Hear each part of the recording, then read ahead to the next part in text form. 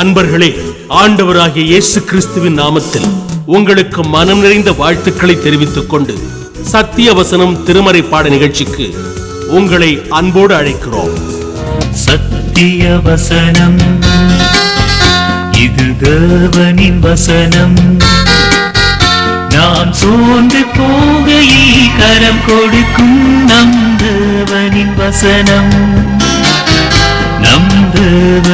சகோதரரே, நாங்கள் எப்பொழுதும் உங்களுக்காக தேவனை ஸ்தோத்திரிக்க கடனாளிகளாயிருக்கிறோம்.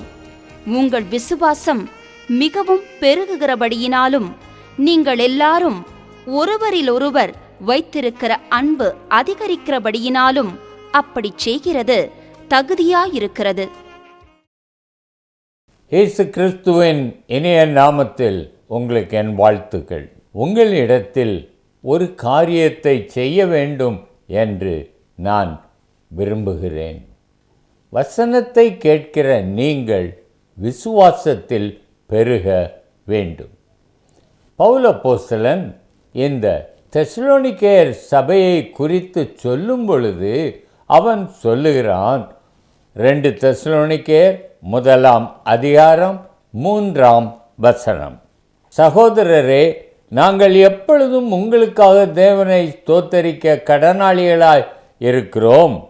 உங்கள் விசுவாசம் மிகவும் பெருகுகிறபடியினாலும் நீங்கள் எல்லாரும் ஒருவரிடத்தில் ஒருவர் வைத்திருக்கிற அன்பு அதிகரிக்கிறபடியினாலும் அப்படி செய்கிறது தகுதியாய் இருக்கிறது. விசுவாசம் பெருகுகிறது. இந்த சபையின் பின்னணியை நீங்கள் மறந்துவிடக்கூடாது. புதிய விசுவாசிகள், அவர்கள் கிறிஸ்துவை குறித்து அறிந்து கொஞ்ச நாட்கள் தான் ஆகியிருக்கிறது. ஆனாலும் அவருடைய விசுவாசம் பெருகுகிற ஒரு விசுவாசமாய் இருந்தது. மல்டிப்ளை. உங்கள் விசுவாசம் இன்னொருவர் இடத்தில் கிறிஸ்துவை பற்றும் விசுவாசத்தை உண்டாக்க வேண்டும். எனக்குள் விசுவாசம் இருந்தால் அந்த விசுவாசத்தை மற்றவர்கள் காணக்கூடிய விதத்திலே என்னுடைய விசுவாசம் செயல்படுகிற ஒரு விசுவாசமாய் இருக்க வேண்டும். விசுவாசம் என்றால் என்ன என்று நீங்கள் என்னிடத்தில் கேட்பீர்கள் என்றால், எந்த காரியமானாலும் தேவன் அறிவார், அவர் பார்த்து கொள்வார் அப்படின்று உள்ள ஒரு நம்பிக்கை தான் விசுவாசம். எனக்கு என்ன நேர்ந்தாலும் அது தேவன் அறியாமல் நடப்பதில்லை. அவர் அறியாமல் என் வாழ்க்கையில் ஒரு காரியமும் நடக்காது. ஏனென்றால் நான் வசனத்தை விசுவாசிக்கிறேன். அவர் சொல்லி இருக்கிறார், ஒரு அடைக்கலான் குருவி கூட பிதாவின் சித்தம் இல்லாமல் தரையிலே விழுவது இல்லை.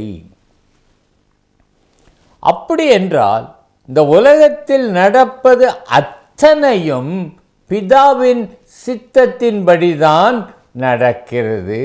ஆகையால் என் வாழ்க்கையிலும் அவருடைய சித்தத்தின்படிதான் எல்லாம் நடக்கிறது என்பதை நான் ஆழமாக நம்புகிறேன். அதைத்தான் நான் விசுவாசம் என்று சொல்லுவேன். அவருக்கு நான் பிள்ளை. ஆகையால் தன் பிள்ளையின் காரியத்தை சரி பண்ணுவதும் பலப்படுத்துவதும் தகப்பனின் பொறுப்பு. அவர் அதை செய்வார் என்று நான் முழுவதும் நம்புகிறேன். இந்த நம்பிக்கைதான் என்னுடைய விசுவாசம். நான் அவருக்கு கீழ்ப்படியும் பொழுது இந்த விசுவாசம் என் வாழ்க்கையில் பெருகிக் கொண்டே வரும். ஆபிரகாமினுடைய வாழ்க்கையில் அவன் கீழ்ப்படிய அவனுடைய விசுவாசம் பெருகினது. யோசுவா என்கிற மனிதனை குறித்து நான் மிகவும் ஆச்சரியப்படுவது உண்டு. அவன் கிபியோனியருக்கு உதவி செய்ய கிபியோனிலே அவன் யுத்தம் பண்ண போன பொழுது அவன் ஒரு காரியம் சொன்னான். சூரியனே நீ கிபியோன் மேலும், சந்திரனே நீ ஆயலோன் மேலும் தரித்து நில்லுங்கள். Can a human being command the celestial stars? யோசித்து பாருங்கள், அது எப்படி அவனுக்குள் அந்த தைரியம் வந்தது? அவனுக்குள் அந்த நிச்சயம் எப்படி வந்தது? அந்த யோசுவா அவன் வாழ்க்கையை நாம் பார்த்தால் அவன் எப்பொழுதும் மோசேயினுடைய காலடியிலேயே இருக்கிறவனாக இருந்தான். மோசேயின் ஊழியக்காரன், சர்வன்ட் ஆஃப் மோசஸ். மோசேயினுடைய காரியங்களை எல்லாம் பார்த்தான். எப்படி தேவன் அவனோடு பேசுவார், எப்படி தேவன் அவனுக்கு ஆலோசனை சொல்லுவார், எப்படி அவனை நடத்துவார். அவர் சொன்னபடியெல்லாம் மோசே செய்கிறானே, அப்படியானால் நானும் இந்த தேவன் சொன்னபடியெல்லாம் செய்தால் அவர் எனக்குள்ளும் இதே காரியங்களை செய்வார் என்கிற ஒரு நம்பிக்கை அவனுக்கு வந்தது. நீங்கள் பார்ப்பீர்கள் என்றால் யாத்ரா 33:11 நீங்கள் பார்ப்பீர்கள் என்றால் தேவன் மோசேயோடு ஒரு சிநேகிதனோடு பேசுவது போல் முகமுகமாய் ஆசரிப்பு கூடாரத்தில் பேசினார். பேசிவிட்டு தேவனும் போய்விட்டார், மோசேயும் போய்விட்டார். ஆனால் இதை பார்த்து கொண்டிருந்த யோசுவா அவன் அந்த ஆசரிப்பு கூடாரத்தை விட்டு விலகாதிருந்தான்.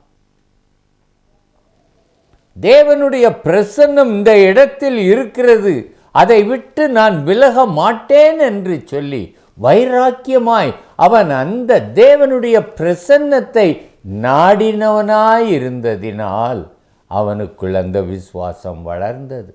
இதற்கு காரணம் என்ன? மோசே சொல்லுகிறான், உம்முடைய சமூகம் எங்களோட கூட செல்லாதிருந்தால் எங்களை இந்த இடத்திலிருந்து புறப்பட பண்ணாதேயும். அப்ப தேவனுடைய பிரசன்னம் எவ்வளவு முக்கியமானது என்பதை யோசுவா கண்டுகொண்டான். அதனால்தான் அவன் பின்னதாகவும் மோசே மரித்த பொழுது தேவன் சொன்னார், பயப்படாதே யோசுவா, நான் மோசேயோடு இருந்தது போல் உன்னோடும் இருப்பேன். அப்போ அவனுக்கு நல்லா தெரிஞ்சது, மோசே ஆண்டவர்கிட்ட என்ன கேட்டானோ அதை செய்வான்னு. அதையே அப்படியே இந்த யோசுவாவும் பின்பற்றினான். ஒரு விசை யோசுவா 10:12 கர்த்தர் எமோரியரை இஸ்ரவேல் புத்திரருக்கு முன்பாக ஒப்பு கொடுக்கிற அந்நாளிலே யோசுவா கர்த்தரை நோக்கி பேசி பின்பு இஸ்ரவேலின் கண்களுக்கு முன்பாக, சூரியனே நீ கிபியோன் மேலும், சந்திரனே நீ ஆயலோன் பள்ளத்தாக்கின் மேலும் தரித்து நில்லுங்கள் என்றான்.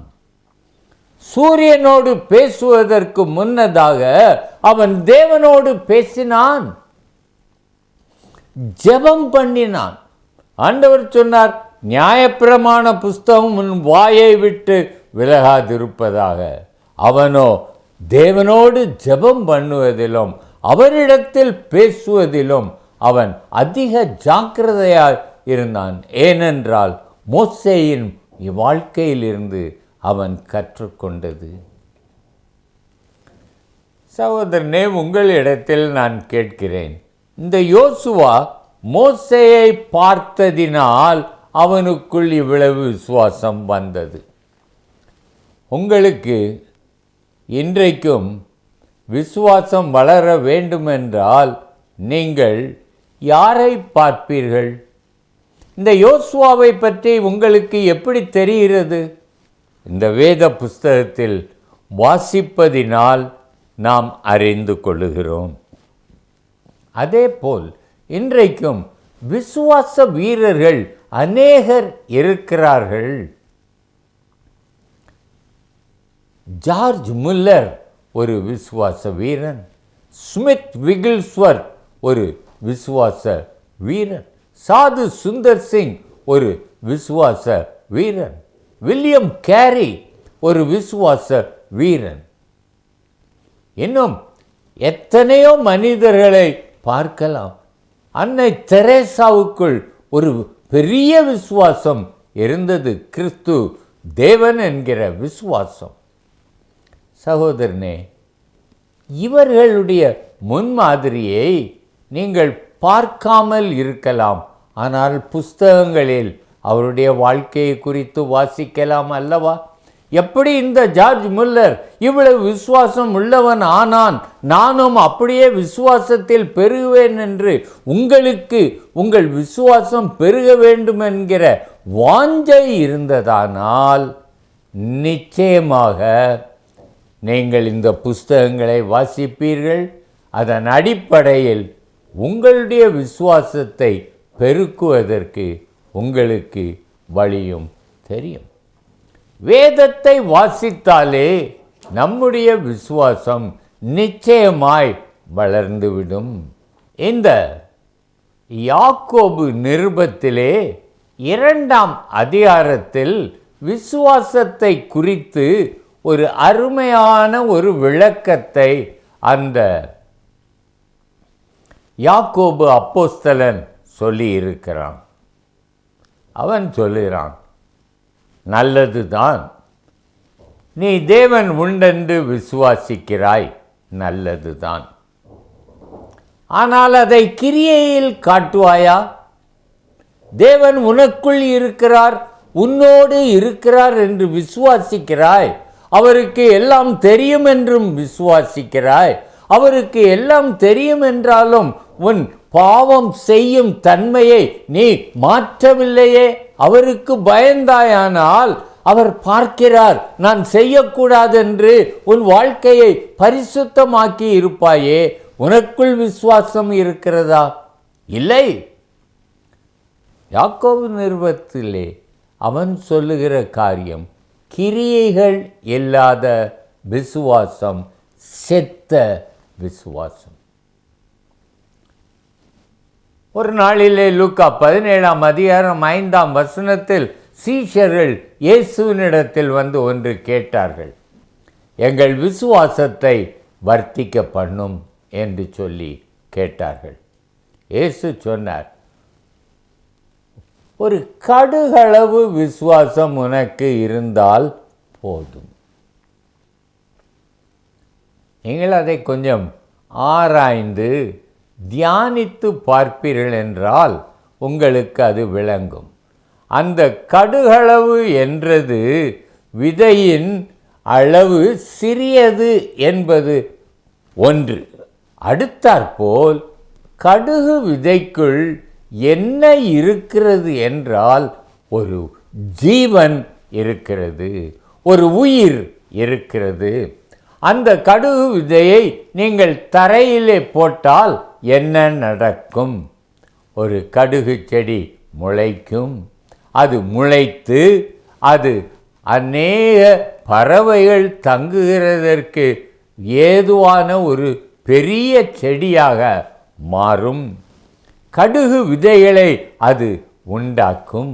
இவற்றையெல்லாம் நீங்கள் வைத்து நினைத்து பார்த்தால், எனக்குள் கொஞ்சம் விசுவாசம் இருந்தால் அது வளர்ந்து பெருகி அநேகருக்கு பிரயோஜனமாய் இருக்கும்.